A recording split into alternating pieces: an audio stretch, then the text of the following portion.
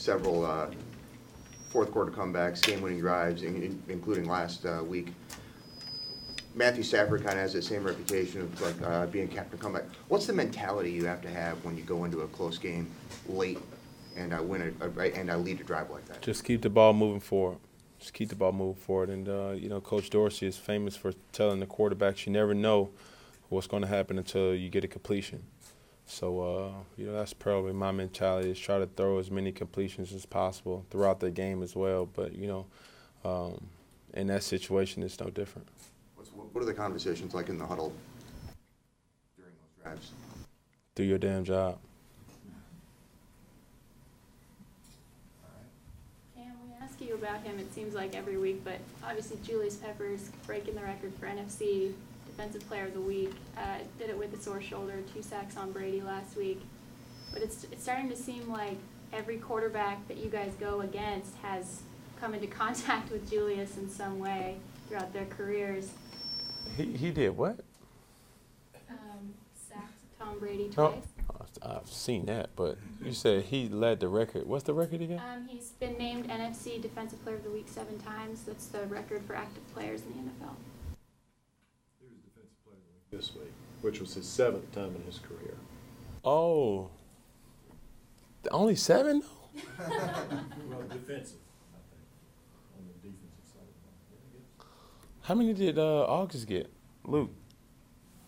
He's got 4. That's a good question. 4? Oh. TD?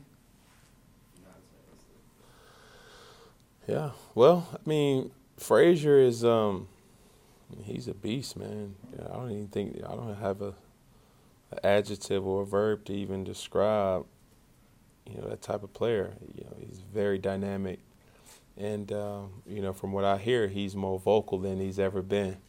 And that's kind of scary because he doesn't really talk. But when he talks, straight back and you listen. He's a great, unbelievable teammate, man. And, we just for his impact on games, you're always reminded that, you're just blessed to just play with a guy like that. Because for him, he rarely shows any emotions. And for him to be down, I seen him hurt. I said, oh, my God, he's human. You know what I'm saying? When he was on the ground, I didn't want him down that long, but I always tease him.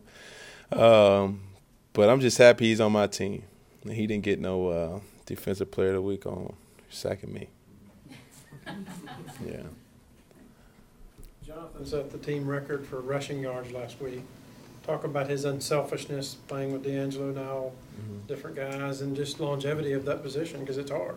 Another one, Stu is a person who's very low maintenance, so to speak. He's I think he makes more riffraff during the game than throughout the week in practice. He's a person that's easy to play with.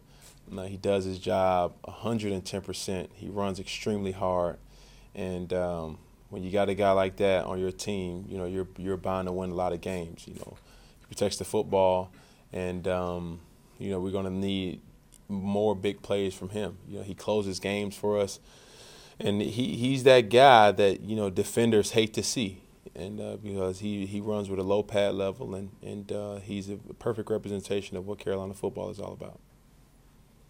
You rushed quite a few times this past game, more so than the first 3 games. How important is that for you to keep that momentum going in for the team? Well, I'm just doing, whatever the play is called or whatever, the defense dictates. So, in my opinion, whatever coach calls, whatever we go through in the game plan, I'm going to try to do it at the best of my ability and execute the whole offense as well. You talked about that in the training camp, about the lion and the roar thing. Are you feeling better now physically where you feel like you can run more? Coming off the shoulder? I'm just trying to win any way possible. So, we seen a little splash of me blocking. They asked me to block, man. I'm ready to block, catch, wink, wink. All the above, man. So, I'm just trying to be the whatever this team needs me to be. I'm trying to do it. Do you agree though with that notion that if you are running the ball, that you guys are so much more difficult to defend? I would agree that it's 11 on 11. You know, and you know, people talk down about, you know, an athletic quarterback, but you ask the unathletic quarterbacks if they could run, just like the athletic quarterbacks that can't throw. It goes hand in hand. You know, which one would you take? So it just keeps an extra thing in the defender's mind that he has to worry about. Ken, a lot been made over the years about your completion percentage. Last year, obviously a career low. What's been the difference this year? You've been really completing a high percentage. I don't know. You know, still a long season. Still got games and games to go. We're just trying to find ways to win football games. Completion percentages for me is irrelevant. The most important statistic in all of sports is the win and loss column. Ken, without knowing how close he is to coming back, just seeing Ryan Khalil back on the field, what does that do for you and for this offense and seeing him progressing? You know, I always got to tease him. I felt like only today he kept giving praise to his brother. Good job, Matt. Good job, Matt.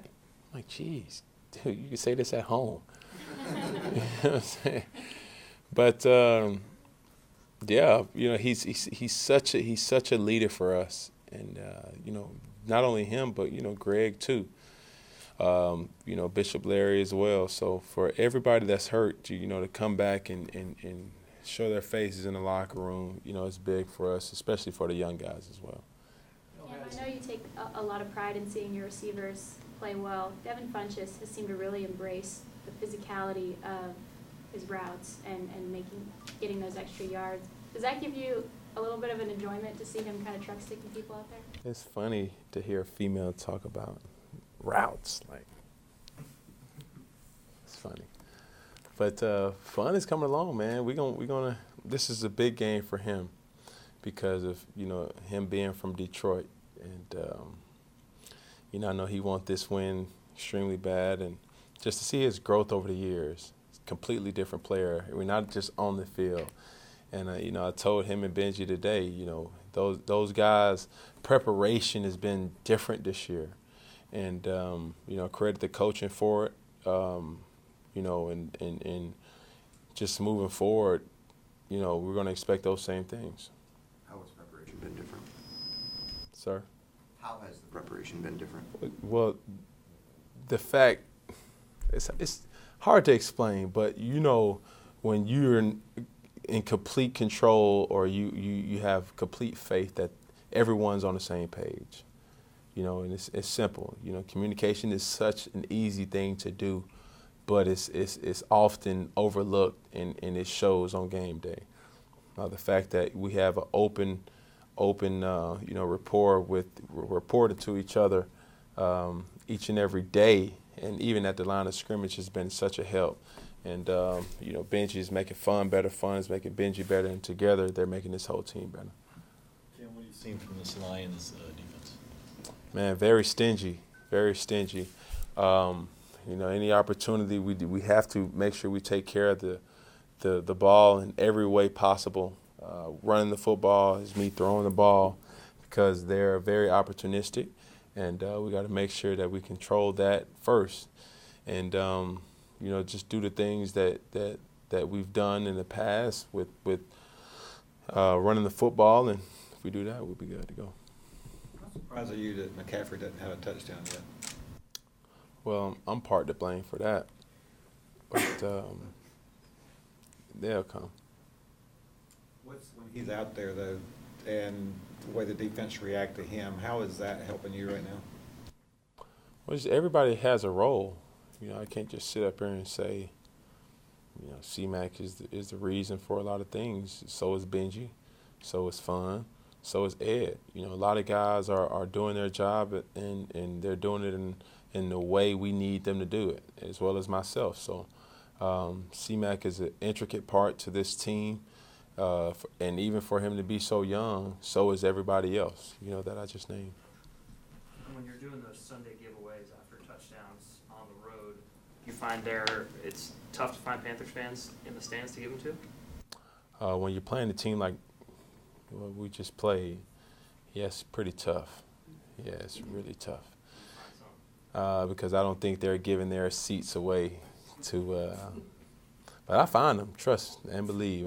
The ball ain't coming back to the sideline with me, you know. And you know, I really appreciate, you know, the fans who travel from near and far to come see us play, man. And it's just a really boosting, you know, momentum for us. Have you ever kept the ball? Just curious. Have you ever kept one? Touched Never. it? No, I don't even know where that is right now. And when you do run, it seems like your slide form has gotten a little better. Did you work on that at all? Well, when you got kids, being able to get low real fast is something that you gotta often find yourself to do. So, just trying to have had a lot of work over the years. You seem to bounce The up last one. real quickly on those slides too. You model it after any baseball player? You know, Vic actually worked with some Braves at some point. No, I just credit that to the sauce. You know what I'm saying? Swag gets you a lot of things, man. But, you know, the celebratory acts after the slide, man, that's all momentum. And hopefully that I will and this team will, you know, put ourselves in the best situation that we have a lot to celebrate come Sunday. Thank you, guys.